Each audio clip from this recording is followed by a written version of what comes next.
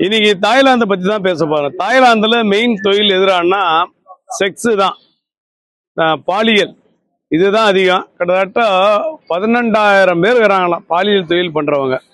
இங்க தாய்லாந்து பொறுத்த வரையில பேங்காக்கு பட்டாலாயா அப்படின்ற இடம், இங்க இதுதான் தொழில். இங்க காலையில 11 மணிக்கு தான் எந்திரிப்பாங்களாம், விடிய விடிய சுத்துவாங்களாம், 3 மணி வரையும் உட்காந்துப்பாங்களாம் ரோட்ல. யாராவது கிடைக்க மாட்டாங்களா, யாராவது வரமாட்டாங்களா அப்படின்னு பட்டாயா அப்படின்றது. ஒரு தாய்லாந்துல இருந்து ஒருத்தன் வந்து தப்பு பண்ணல அப்படின்னா அவன் மனுஷ ஜென்மமே இல்லைன்றாங்க. இது ஒரு என்ஜாய்மெண்ட்டுக்கான ஒரு இடம். இந்திய காசுக்கு 7,000 ரூபாவிலிருந்து 25,000 ரூபாய் ஒரு பெண்ணோட மகிழ்ச்சியா சந்தோஷமா உல்லாசமா இருப்பதற்கு. இதுக்கு நிறைய பேர் செலவு பண்றவங்க நிறைய பேர் உண்டு.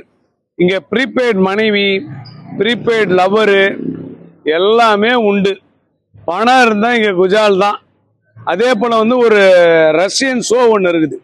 அதில் என்ன பண்ணுவாங்கன்னா கணவன் மனைவி உறவை அப்படியே லைவா ஸ்டேஜில் பண்ணுவாங்க. அதை பண்ணாலே அதை பார்க்கறதுக்கு கணவன் மனைவி கூட்டமாக வருது. அது மிகப்பெரிய கொடூரமான விஷயம். இந்திய காசுக்கு அதை பார்க்கறதுக்கு 4,000 ரூபாய்.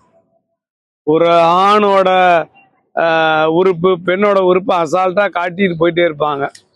அதை பார்க்கறதுக்குன்னு ஒரு கூட்டம் போகுது. அதுக்கு பேர் ரஷ்யன் ஷோ அப்படின்றானு.